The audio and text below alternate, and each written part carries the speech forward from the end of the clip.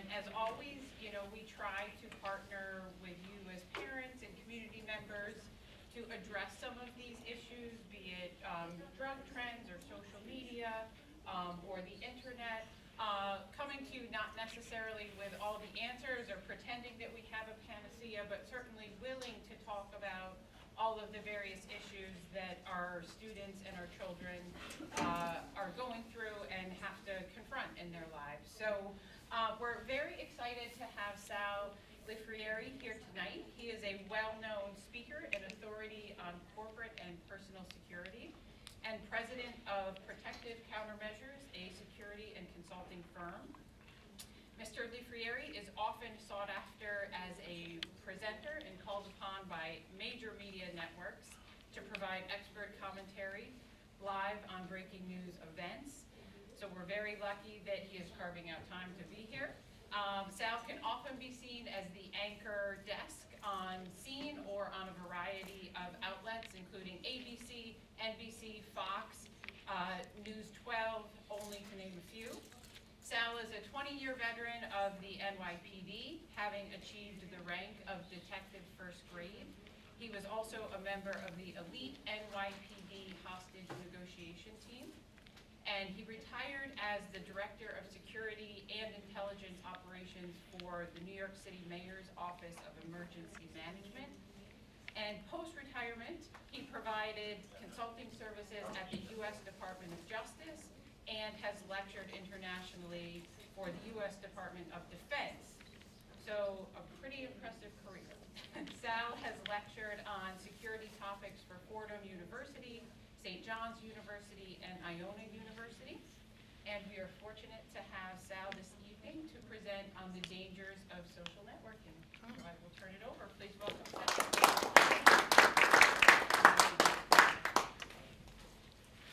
I know, drop this somewhere. Okay. I always want to meet the guy that they talk about before the talk. I want to meet that guy one day. Anyway, we're really happy to be here. This is a topic that's really near and dear to my heart. This is something that I think is really important, especially when we see high school children, college kids. And as we've been doing the talks more and more, we're starting to realize parents getting into trouble. And so we're going to talk a little bit about that tonight, about the dangers. So it's not just with the children and the students, but it's also with the parents as well. So. For starters, a legal notice that all the lawyers have said we need to just make this announcement is that this is for discussion purposes only. This isn't, we're not giving you advice on how to handle particular situations, but we got that. With regards to what we're going to talk about tonight, we'll try and keep it as light as possible and try and have a few giggles along the way, but the topics are incredibly serious. Some of the things that we're going to talk about are things that you may not be comfortable with, especially as we get into some of the later parts of the talk, but we'll go along. So for starters, social media today has become a game, right? People they get on their phone, they got to be able to, how many friends can they get in social media, how many people they have in Facebook, I probably don't know 2,000 people, but you have 14, 15, 16-year-old students who wind up having 2,000, 3,000, 4,000 friends, right? Who are they real friends, right? Who do they really know? Those are the types of problems that we see. Where does the problem start? Well, it starts with, and if you think about it, the kids really don't stand a chance, right? Because what happens? Parents become pregnant, they go and they get the sonogram, and the first thing they do is they take the picture of the sonogram, put it online, and tell the world, look at new Johnny. Right, here's my child, right? And it goes from there, and for the rest of the kid's life, those pictures just keep getting put up. People often ask, okay, so is this something that it becomes problematic with, is cultural, is there a particular profile? Is there an age group that's problematic? And the answer to that is no, it transcends the racial, cultural, and age barriers. Everybody winds up doing something online that can become problematic. Technology versus the law. Law does not keep up with technology. We saw this with revenge porn, right? People putting up pictures, you know, they'll be in a romantic relationship, they post some pictures, they post some videos, and what winds up happening, the victim all of a sudden wants to press charges, but there's no law against that, right? We see that more and more. We're seeing a big problem today with artificial intelligence. What happens with that? Where you have all of this deep fake stuff that's coming out, right? What's the law around that? Congress has been trying to get their hands around it. They don't want to make the same mistake that they made with social media. So they're trying to get their hands around it. Depending on your belief of Congress, I'm not too confident that they're going to be able to get something accomplished. So what are some of the risks and the consequences that you see with it? I think we've all pretty much are familiar with them. Kids compete to see who's got the greatest number of contacts. Again, it goes back to it being a game, right? I got 1,500 people, no, I got 1,700 people, and there's their drive to be able to get more. They'll add new people to their list if they do not know them. And how many of us have been guilty of doing the same exact thing? Somebody will reach out. I get it on LinkedIn. I'm as guilty as the next person when it comes to it. Somebody will reach out. If they seem, you know, relatively normal or somewhere in a professional capacity, I'll just hit, okay, connect. I have no clue who they are. Kids have to understand they can't take back the online text and images, right? At some point in time, it's going to come back to bite them. And as we get further into this, we'll talk about how they can get themselves in trouble by stuff that they're posting. Other consequences, posting harmful, illicit, dangerous, demeaning information. They don't realize the problems that they're going to face down range. And a lot of you from the school probably see this way more than we do, right? All of a sudden, they're going to get suspended from school, and they give you that dumb look of why. What did I do? Right? I didn't do anything wrong. Well, yeah, you did something wrong. Some of them can be charged criminally. We'll talk about that in a little bit, about some of the things that they could do that could make themselves criminally liable. And then denied employment or entries into schools, same thing, right? Colleges will take a look at the patterns and practices. They'll want to understand what you really were like growing up, and they'll make the decisions. Parents' reactions, this happens pretty often. A lot of times when we get involved in some of these cases, you talk to the parents or you try and warn them about what's going on, and they'll tell you, it's not going to happen to my kid. Yeah, okay, yeah, it's going to happen to your kid. You know, if your kid is doing that, it's going to happen. Sometimes they wind up getting punished by the families.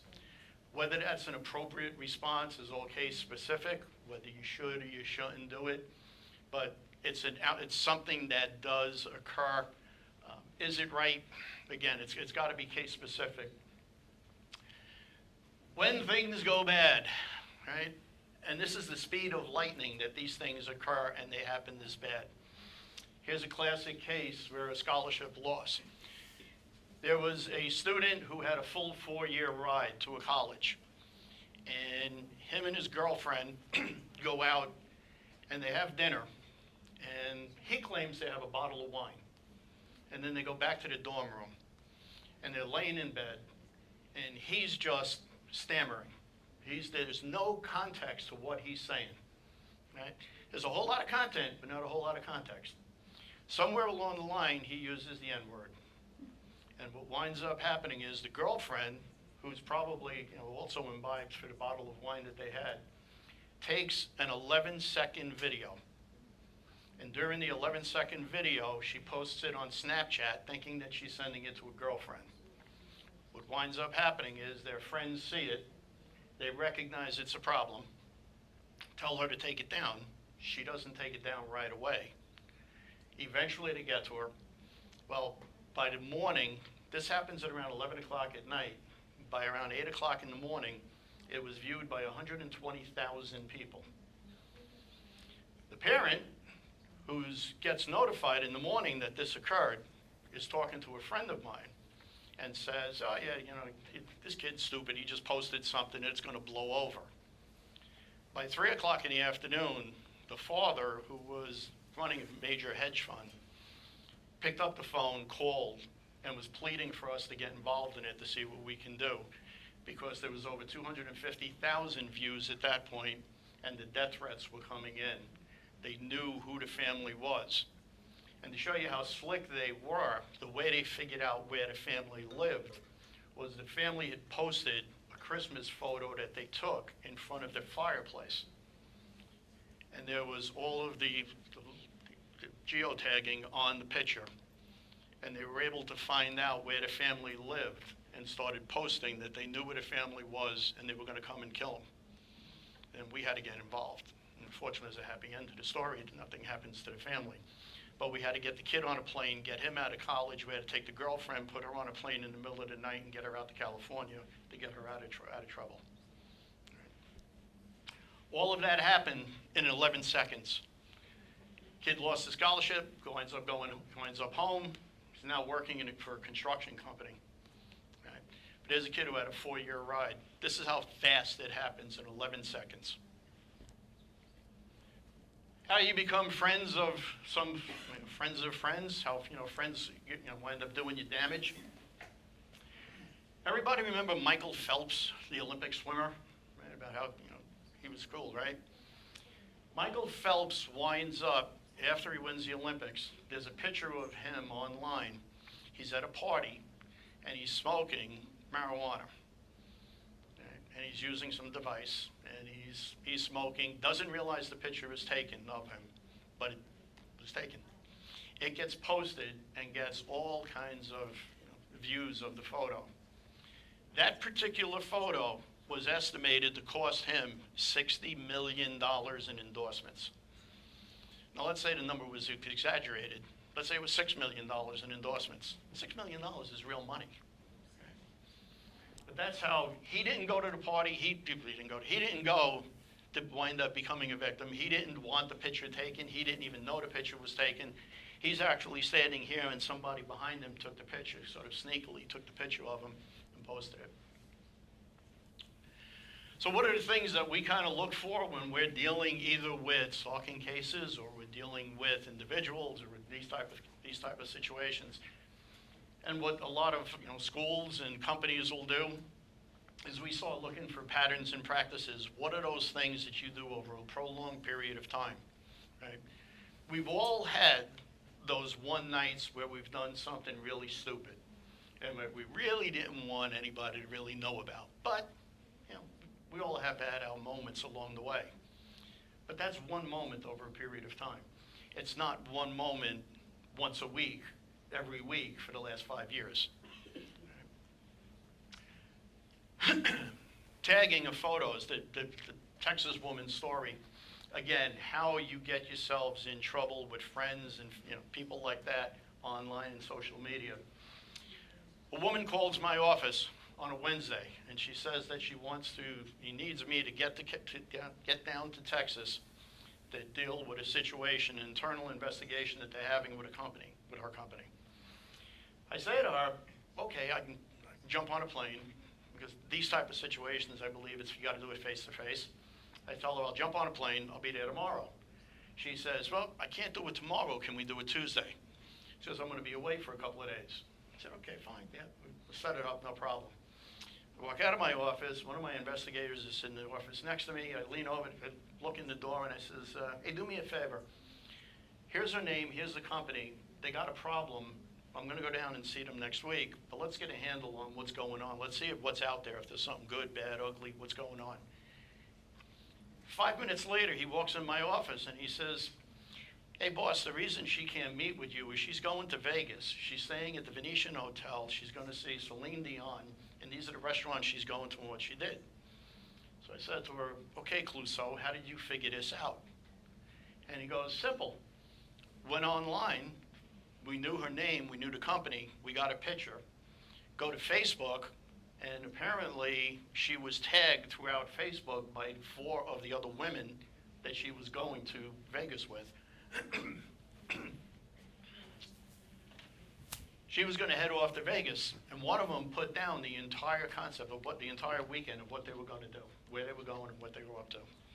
So then I was kind of stuck with the problem of, do I call her and tell her, listen, I know why you can't come and meet tomorrow? And I figured that'd be kind of creepy, so I just waited until I saw her. She wasn't too happy about it. One of the key things we sort of talked about, I touched on it briefly a little bit before, about artificial intelligence, deep fakes. This is becoming more and more of a problem, right? They don't need a whole lot of your audio. They don't need a whole lot of your video. They can actually assume your identity. We're starting to see more and more scams that are started like this. What the defense is of this, we're really not too sure. We've been scrambling. We're working with Iona University and trying to establish an AI lab to be able to identify what some of the deep fakes might be. But there's a whole lot of research going into it. What the solution is, I don't know, but I can tell you that the problems are just going to be absolutely incredible. Right? And this is today, and it's only going to get worse as the days go on. So social media addiction with the kids, right? According to, and in the talk, you'll see on the bottom of the sources, and we want to mention who we grabbed a lot of the information from. This particular one was Good RX Health, where we talk about what the addiction is with the children going online, and what are those things that they're doing that should give you some indication. A large amount of time on social media. If you're thinking about it and you're not on it, right? That whole FOMO thing, right? The fear of missing out. They got to get on. They're afraid they're going to miss something. They start spending less time on other activities, right? Or they start spending less time with others just to be able to be on social media, right? How many times you go to a restaurant and you look around and you see two people sitting at the table and they're both using their phone? It's the world where we're living in today. Letting you get in the way of other things like work, school, relationships. I've wound up, having friends that have had relationships ruined because of it. Right? Feelings of anxiety, irritability when they can't access it. Take the cell phone away from a child, and the kid goes absolutely crazy. Right? Throws a temper tantrum.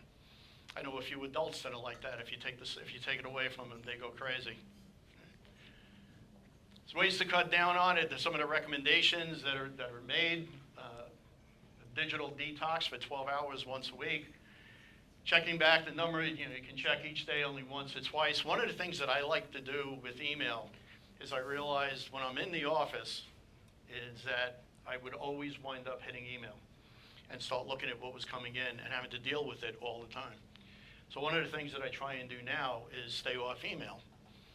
Right? So people laugh in my office because my theory is if it's really important, it'll come back. Right? So in the morning, you just take some of them, look at them, go through them, and then eventually just delete what's there. And then eventually the ones that are important will come back. If it didn't come back, it ain't that important. Right? But during the course of the day, you find yourself on email all the time and having to be responding to it, right? Something pops in, whoop, we got to answer this, whoop, we got to answer this.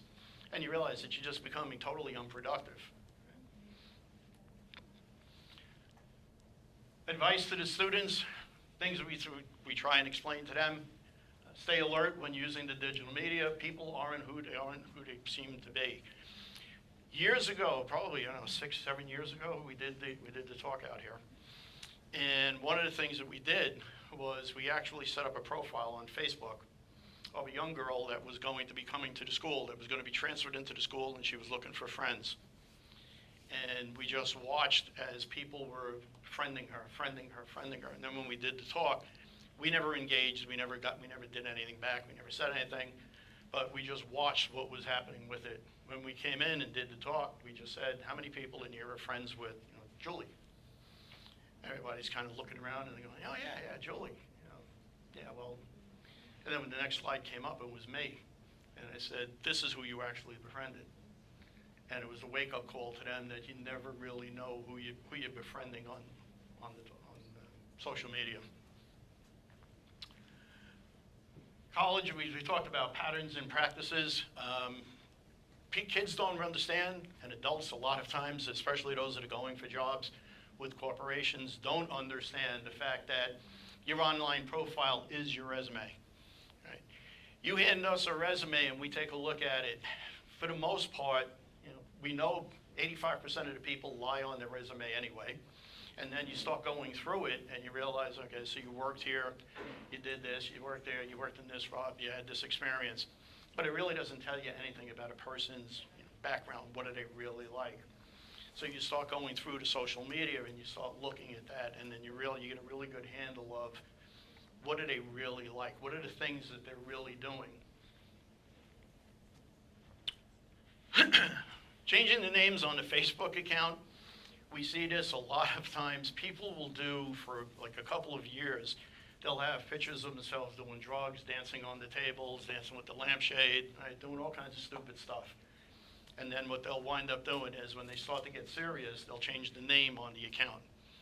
Well, the problem by changing the name on the account doesn't change the account number. And when you start looking up the account number, you can start seeing the activity that they've had in the past. And all of that starts to come out. AI becomes a big important part of this, because nowadays you can start taking these pictures of individuals and start putting them into compromising positions. You can take video, you can take the audio, you can have them make comments. We're coming up into the presidential election. We're going to start seeing comments that are being made that are attributed to the candidates. Did they really say that? And that's one of the biggest problems that in activities, right? Or they start spending less time with others just to be able to be on social media, right? How many times you go to a restaurant and you look around and you see two people sitting at the table and they're both using their phone? Right? That's the world where we're living in today. Letting you get in the way of other things like work, school, relationships.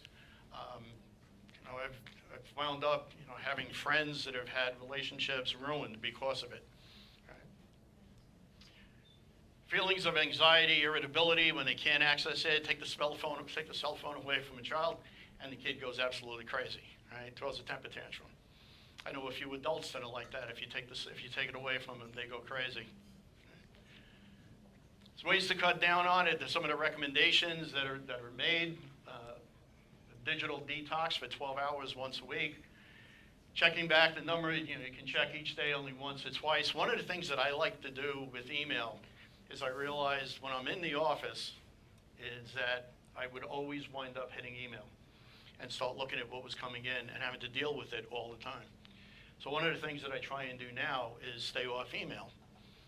Right? So people laugh in my office because my theory is if it's really important, it'll come back. Right, so in the morning, you just take some of them, look at them, go through them, and then eventually just delete what's there. And then eventually the ones that are important will come back. If it didn't come back, it ain't that important. Okay? But during the course of the day, you find yourself on email all the time and having to be responding to it, right? Something pops in, whoop, we got to answer this, whoop, we got to answer this. And you realize that you're just becoming totally unproductive. Advice to the students. Things that we try and explain to them.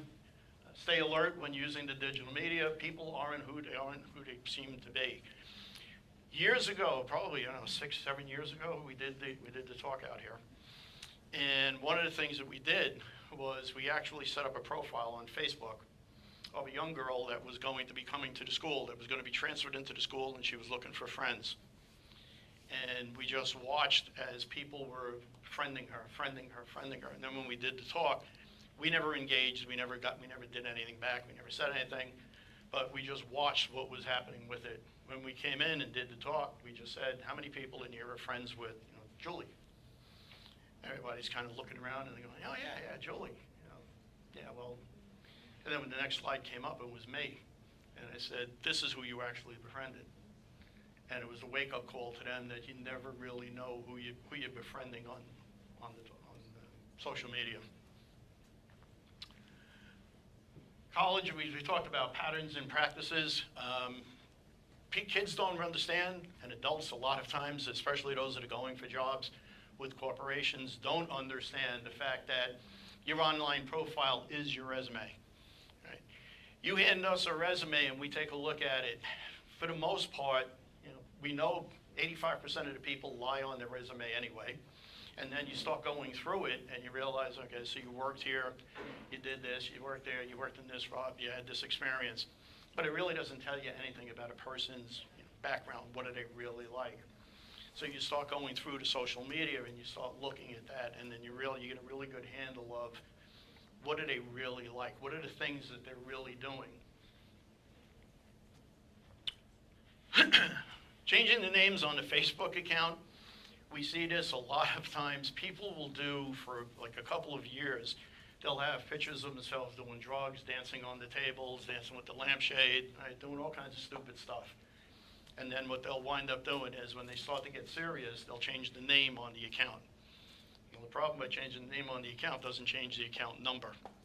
And when you start looking up the account number, you can start seeing the activity that they've had in the past. And all of that starts to come out. AI becomes a big important part of this, because nowadays you can start taking these pictures of individuals and start putting them into compromising positions. You can take video, you can take the audio, you can have them make comments.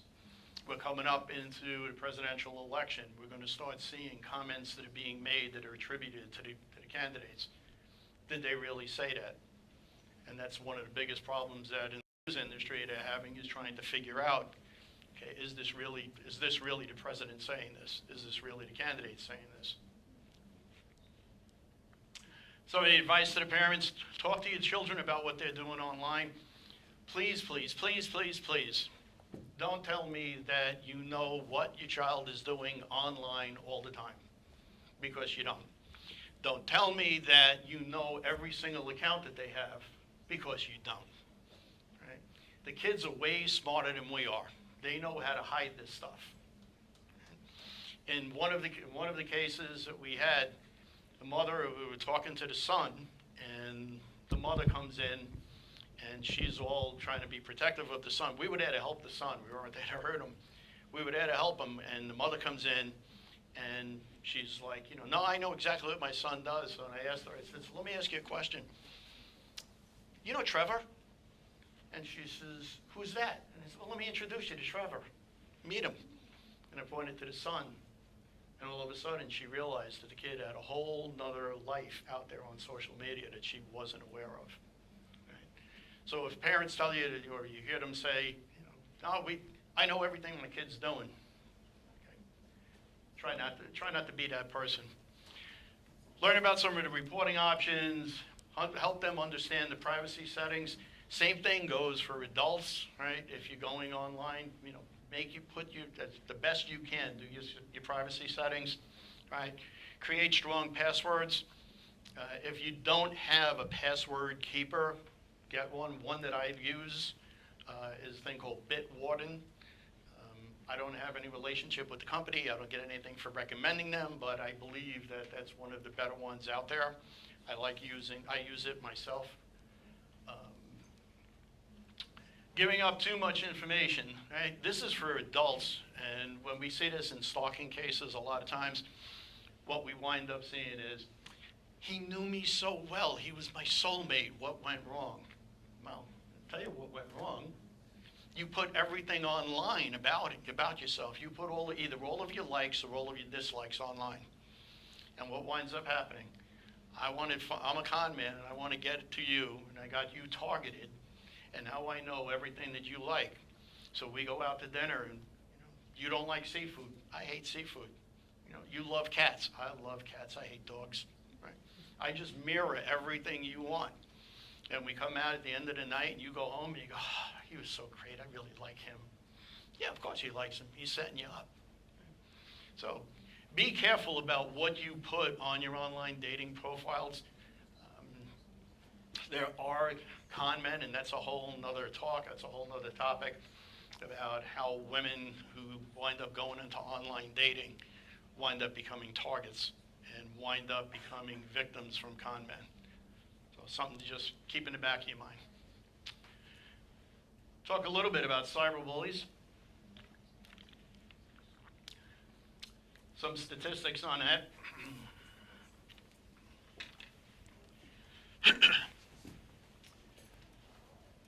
This comes from the Division of Criminal Justice Services.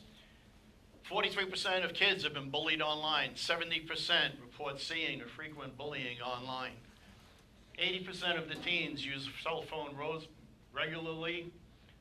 68% of the teens agree that cyberbullying is a serious problem, but yet don't do anything about it. 81% of young people think bullying online is an easier way than getting away with bullying in person.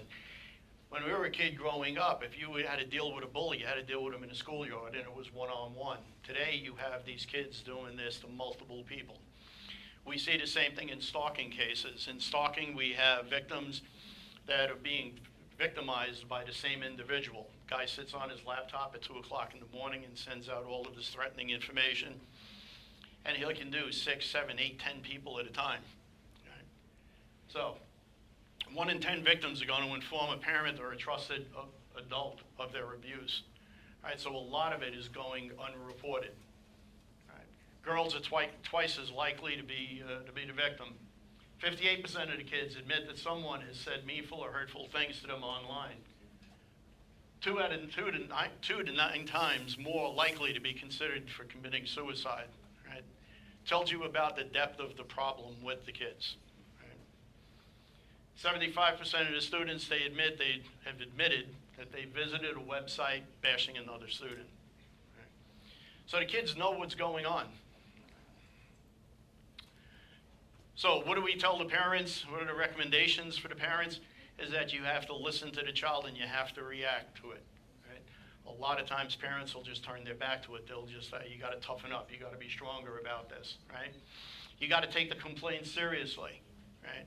Fathers telling their sons, oh, come on, toughen up. You know, this isn't right. You know, you got to be tough. Right? Understand and know that the child is in trouble. So if your child may be a victim, some of the signs and symptoms, things you should be looking for, avoiding the kid avoiding the computer or cell phone, doesn't want to go anywhere near it, is afraid to pick it up, is afraid to see that there's going to be something hurtful or harmful. Appearing stressed when receiving emails or instant messages or texts. Withdrawing from family and friends. And again, these are things that happen over a prolonged period of time. This isn't something that normally happens very quick, right? As these things start to develop, you'll start to see the changes in them. But again, you have to be looking for those changes. Avoiding conversations, as we get progressed more and more down the pipe with it, increased sadness, anger, frustration, declining grades, eating or sleeping changes. Right? Some of these things are going to be consistent with teenage behavior. And that's why over a period of time, you'll see the changes. You know the child. You know what, you start to realize that something is just not right. If the child is participating in cyberbullying, and one of the key facts out of this is children who are involved in cyberbullying were normally at one point in time a victim of cyberbullying. Right? But if they were, excuse me, if you walk up to them and all of a sudden they're switching the screens or they're closing the programs or they got a laptop open and you walk up and they close the laptop on you and they don't want you to see what's going on, it's a good indication that something ain't right. If they're sending something out, they're laughing excessively, right? Or they have multiple accounts online, excessive use of the phone or agitation if the phone is restricted. Again, neither one of these things is a silver bullet to itself, but if you start to see this over a period of time. Parents' reaction, you got to be able to understand what's going on with the child. You got to recognize the signs and symptoms, and you have to reach out. You have a phenomenal resource here at the school. Reach out, ask for help. Some of the other things discouraging a parent's reaction when you become aware. Discourage the kid from responding to the cyberbully. We do this so not only in cyberbullying, but again in stalking, is we tell them, just try not to encourage it. Don't get into a conversation with them. Preserve the evidence. This is something that if it really starts to get bad, you don't want to just start deleting information, because at some point in time, if it does get bad and the threats get serious enough, it's going to go to law enforcement and they're going to need the forensic evidence. So you don't want to start deleting anything. We tell the teens, don't add fuel to the fire. Somebody starts, it normally starts off with, you're dumb, or you're fat, or you're ugly, and it just continues back and forth, right? And then eventually it works its way up, right? So if you say just one time, just say stop, And again, this happens also, again, the correlation with stalking, the same issue. You need that one definitive no statement that's made, right, to tell the person to stop. Right? And you want to do the same thing so that anything you get subsequent to that, you're not no longer having a conversation, it's actually the harassment. Check your reputation online, take the case to the authorities, come to the school, talk to the school, you have your resource officers, talk to them, right? Don't keep it a secret. One of the things that we tell parents to do is, and it's really kind of cool, is play the bad guy, be the bad guy game, right? Go online and try and find stuff on your child, right? Same thing if you're an adult and you're trying to date somebody, do the same thing. Go online, start looking the person up. Do the Google search and just kind of run down those rabbit holes and see what you could find out. You'll be surprised how much stuff is actually out there, right? For parents, one of the things, and again, I would say the same thing for adults, but we do it for the kids, is if you're not familiar with Google Alerts, go to Google, type in Google Alerts. It'll take you to a page, and you can put a name in. You can put your child's name in, your husband's name, your wife's name, boyfriend, girlfriend, whatever. Put the name in. If there is anything that pops up online, for the most part, it's not 100%, but it's pretty close. It'll pop up and it'll tell you if something was posted about that person, and that'll give you a good indication of what's going on. Especially if you have a son and daughter, put a Google alert in for them. You want to be able to see what's coming in. That takes us to sexting, which is a major problem with the teens. Why do they do it? Curiosity, peer pressure to express love. Young girl, 13, 14 years old, wants to get to a boy, wants to make the boyfriend, wants him as a boyfriend, and vice versa. It goes both ways.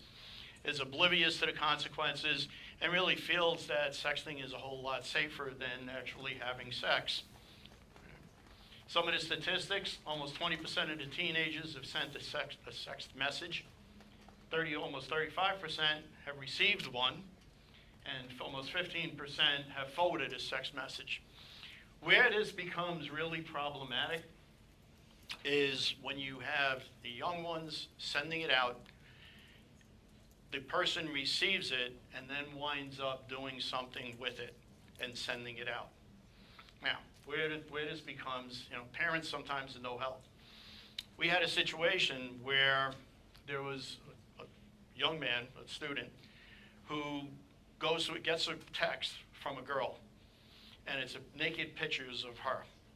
And he goes to his mother and he says, "Mom, I got these pictures and I'm really not comfortable." But you got to give, at that point in time, you got to give the parents a whole lot of credit, right? That they have that relationship, the mother has that relationship with the son to be able to say, "Mom, I'm not comfortable with this." Mom looks at it and she says, "I know that girl." So the mother comes, the father comes home that night. Both parents call the girl's parents. They get together to talk to them. You would expect that the girl's parents would have been mortified about what just occurred and was all kinds of, "Gee, I'm really sorry, I can't believe we did this." What really winds up happening, the girl's parents threaten the boy's parents, and they tell the boy's parents that they're going to go to the prosecutor's office and have him arrested for possession of child pornography. The kid did not request it. He didn't entice her to do it. This was just something that was sent on her own to him, and they were going to prosecute him.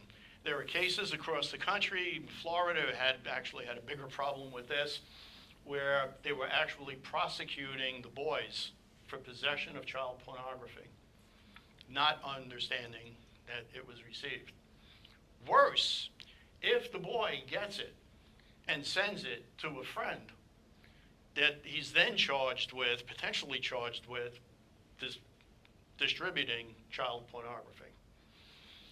And as stupid as that sounds, there are actually prosecutors that will take those cases and prosecute the kids. Now, it's one thing if the boy decides, and he starts enticing, and you see a whole pattern and practice of him requesting it, asking and wanting it. Okay, then you got a little bit of a defense, right? But, in this particular situation, you think about, here's a kid who's 16 years old, gets a picture of an underage, of a young girl, 14, 15 years of age. For him to have the wherewithal to be able to not send it to a friend and maybe, brag about what he got. Yes, ma'am. This question's for you, and it's also for Sarah. Is this taught to our children in school, or do we have to teach this to our children? Great question. Yeah, I actually reach out to all the freshman classes in the beginning of the year, and we go over a whole 40 minutes of this with other stuff mixed in, but about the consequences of sexting and sending photos out and the consequences. So it's given to the freshmen only, but But we do it with the freshmen every year. every year with the new classes. But like I said, we can even touch on a little bit more the older kids that are going off to college.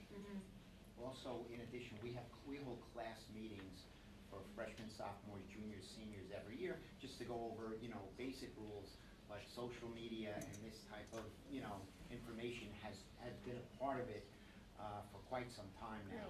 Great, thank you. And a lot of our classes our teachers are cognizant of trying to weave this into the curriculum when it's germane to what they're teaching, particularly in health, they address it. Great, because We try, I'm sure you do. I mean, the parents have to try too. But definitely I could see the kids paying more attention to you than us. But you got to have that conversation with the child, and you got to have that relationship with the child to be comfortable enough to come and talk to you. We do touch on a lot of this in health classes as well, and they do have speakers come in and. Great, thank Yeah. you. Yeah. Good, comforting. But the other part of it is the other side of this isn't just for children anymore. No, of course not. Right? How many times parents who have gone through a divorce, have been out there for a couple of years, have been dating, and all of a sudden start taking pictures and sending them out. Right? And now all of a sudden the same problems happen. So it's not like you're going to get subject to an arrest or an official investigation, but then what happens when the relationship breaks up? When your soulmate, who you thought you fell in love with, breaks up with you, and now that person has those pictures. What do they do with them? So it's a problem. Sextortion, well, that just takes into the next step. You go from sexting, we go right into sextortion. And sextortion is basically blackmail, right? So a person has these pictures, and then all of a sudden reaches out and they want either more pictures or they want more money. 60% of the victims new to blackmailer. Sextortion is increasing at a rapid rate. And according to the National Center for Missing and Exploited Children, 79% of the offenders were seeking money rather than more images, which means the economy is really bad and they need more money. So, perpetrators approach the child on social media after they're using it, learn about their interest, friends, family, school. They move quickly and ask for the nude photos of them. And what winds up happening a lot of times is they'll take the kid and they'll try and move them over from whatever they're using at the particular point in time. So if they were on, Twitter or something along those lines, they'll try and get them into WhatsApp, Snapchat, something along those lines to move from one platform to the other. Some of the lines that they'll use, and again, we got to cross the divide. It's not only just the kids. This happens with the adults as well. It's, I'll show you if you show me. As you send me something, I'm going to send you pictures back. Right? They'll pretend to be working for a modeling agency. They'll develop the bond. They'll try and have a romantic or a friendship relationship with them. They'll try and fill some type of a void. And they'll also have multiple false online identities. Right? And that's one of the things that'll happen with them. They'll just set up all of these different personalities, different profiles. So again, you never really know who you're talking to while you're doing it. What they'll do to the kids, they'll pretend to be younger or a member of the opposite sex. Yes, I'm a 16-year-old boy, and I really am in this high school, and I really think you're cute. Right? They'll access the child's online account with authorization.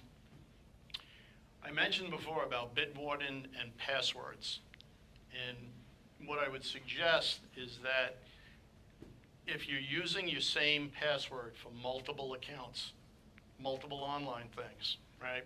Whether it be your banking or whatever, change them. Because if you want to really get scared about something, go to a website called I've Been Pawned, and it's P-A-W-N-E-D. And what you'll find, if you put your name in, put your email address in, and what you're going to find is every time that information has been hacked off of other systems. And you'll find your name and the password, and it'll tell you where it came from. And if you're using that same password in all of those different accounts, that's how they'll get into all of your emails. They can get into your credit cards. They can get everything that you got available. They'll just use, if you're using that same password over and over again, they'll have it and they'll be able to use it against you. Tactics against the adults. Like we just talked about the password harvesting. Social media starting seamlessly encounters, and then hacked accounts. And again, the website is Have I Been Pawned? And it's P-A-W-N-E-D. It's something that you want to go to. Okay. One of the last topics we want to touch is human trafficking. And again, this becomes something way more serious. You know, it's one thing about kids sending, pictures to each other, but this is a major problem in the United States. It's actually a major problem globally. What's happening here, and this is all from the Survive and Thrive Advocacy Center, does a lot of research and looking into the problem of human trafficking. But what is human trafficking? Well, it's basically creating a slave. It's capturing children, capturing adults, putting them into, in essence, a slave trade. Right? And it could be for sexual exploitation. It could be for prostitution. It could be for pornography. It could be for a number of things. But these are some of the problems that, as we progress through social media problems, right, issues with them, how the kids can get themselves in trouble, and even young adults can get themselves in trouble with this. Many are repeatedly raped, gang raped, beaten, isolated, branded, tortured. Nothing that you would ever want to even address or ever even think about. And these are the problems that we're running into today with social media problems. Okay. How big is it? It's the fastest growing illicit trade in the world. Okay. It generates $150 billion in profits, and in the U.S. alone, it's $9.5 billion a year annually. Is there a market for this? Yeah, there's a market for this. Is this a problem? Yeah. Is it something that nobody is talking about? Yeah. Right. We want to leave it with the social media can kind of be bad, it can kind of be good. You can get in trouble with sexting, you can send pictures, but ultimately, for when it goes bad, it can go very bad, and these are the situations that you can find yourself in.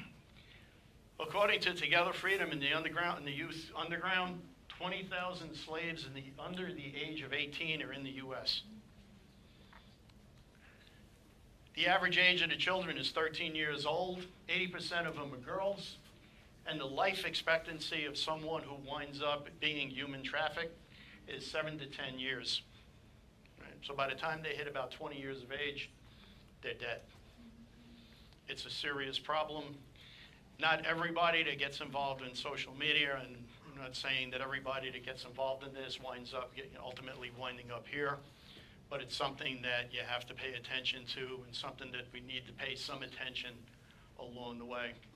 Online platforms continue to be the top recruitment location for human traffickers. This is where they find the people that they want to traffic. Right? So they're not snatching them off the street. They're actually going online, setting up relationships. What are some of the elicitation methods? Right? How do they get them? They're basically trying to fill a need for that person. The person's going to feel isolated. They're going to feel insecure. They may come from a family of domestic violence, right? They may have some mental health issues, so they're sort of prying on them. Kids who are identifying as LGBTQIA, or kids in the juvenile justice system that feel like they have nowhere else to turn. They get offered what they believe is a good opportunity, and they find themselves being trafficked. What are those signs of grooming? What they try and do is isolate the teens from the family and friends, so all of a sudden now they're just together with one particular person. They try and gain the caregivers' trust. They'll try and take the teens to sexually suggestive pictures of themselves and send it over. That's where the sextortion part of this starts to kick into play. They're being overly affectionate, or what they'll do is, excuse me, keeping the relationship secret. They'll scare the kid into saying that they got to keep the relationship secret. The dark web, just real quick, they'll trust me online, but you can't trust anyone. What is the dark web? Dark web, really simple, is the web is the web. The dark web is the area of the web that the search engines like Google, Yahoo, and those don't go to.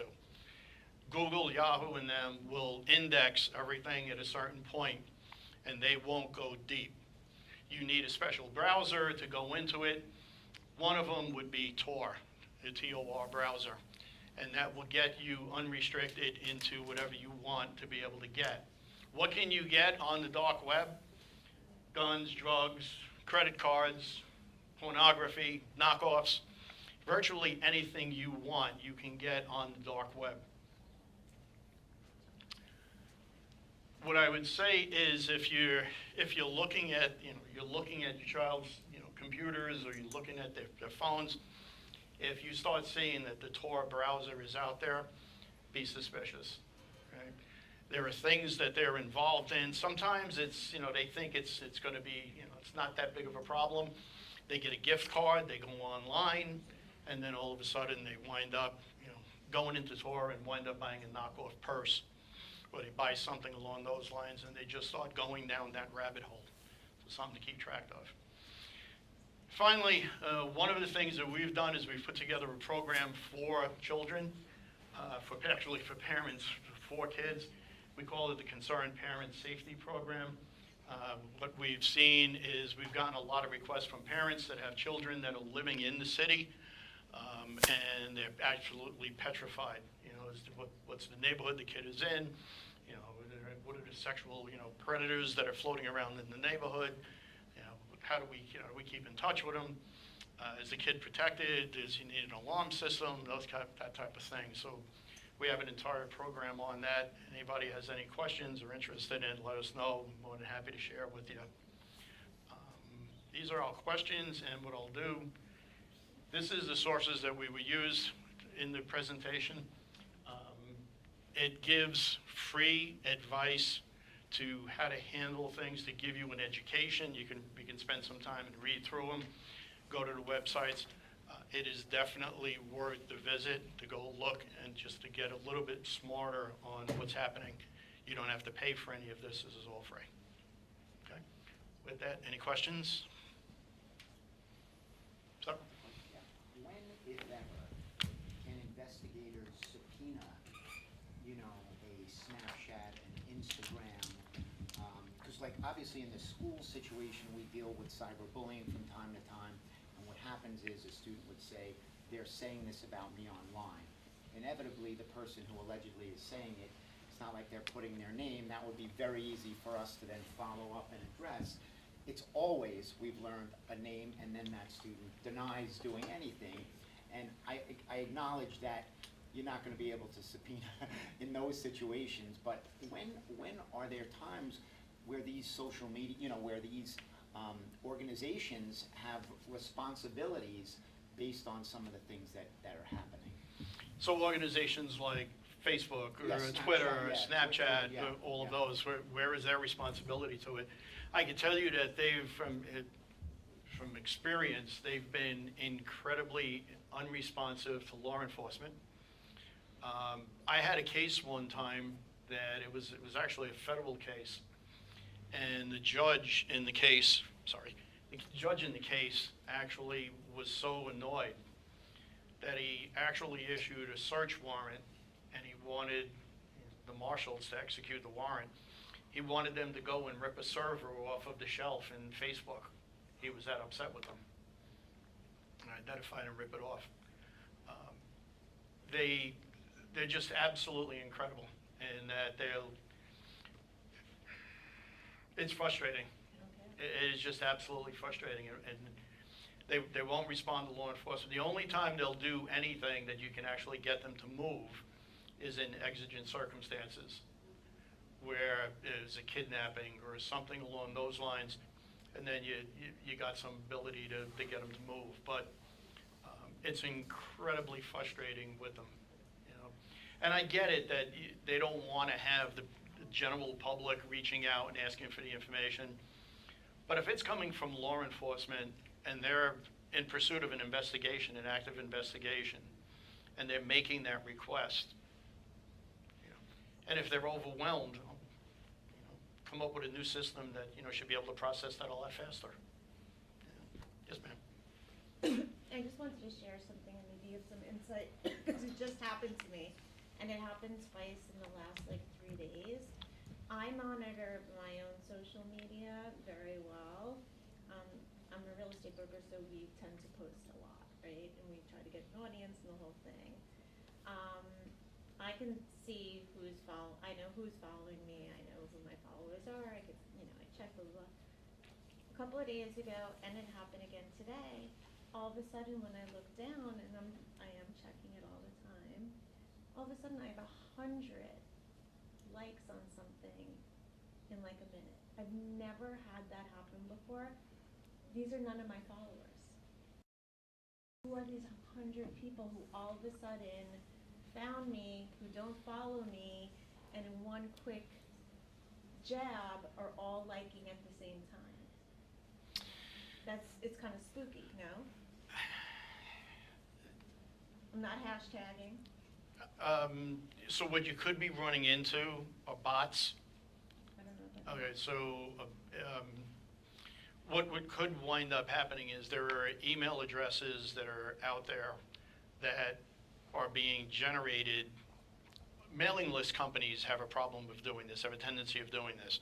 They'll put, you know, these bots in there, and what basically the bot is, it's a phony email address that just sort of registers as, yeah, it was delivered to, you know, Lifrieri, it was registered, and, you know, he got it, right? And it makes it look like they're increased in their friends' requests, okay? So sometimes, you know, very early on, we would see it with Twitter, where you would want to increase your profile and show that you were good, so you could buy 500 friends for like $10, right? You weren't buying 500, there weren't 500 people behind that. There were 500 robotic accounts that were going to join up and say that they were your friend. So I'm on somebody's. Somewhere along the line, something probably Only a couple happened. days ago. Yeah, probably somewhere along the line where you got on that sort of list. You got a robot came in, and all of a sudden it was just increased. So should I now put my privacy setting on that nobody can see anything unless I say they're a friend? It's kind of creepy to me. Welcome to social media.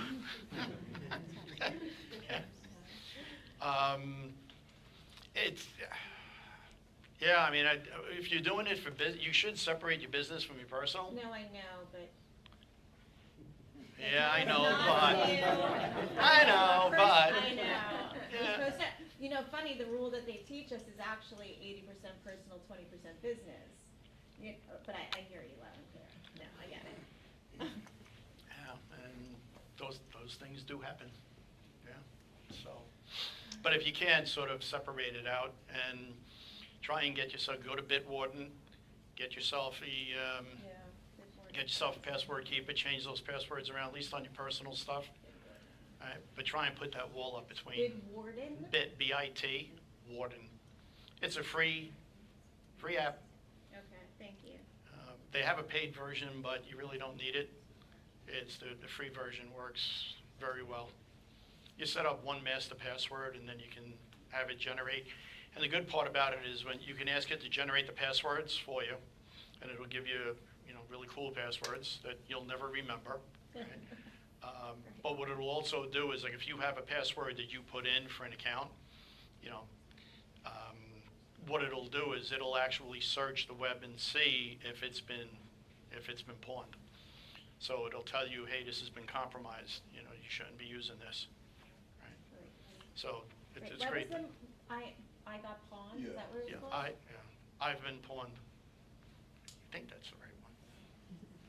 If not, send me an email and Okay. I'll send you a bot. Yes, sir. It's have I been part? Have I been pawned? Yeah. Thank Yeah. you. That's very. Dyslexic. Stay away from me. No. All right. Any other questions? We good? We good? Great, yeah, thank you all so much for coming.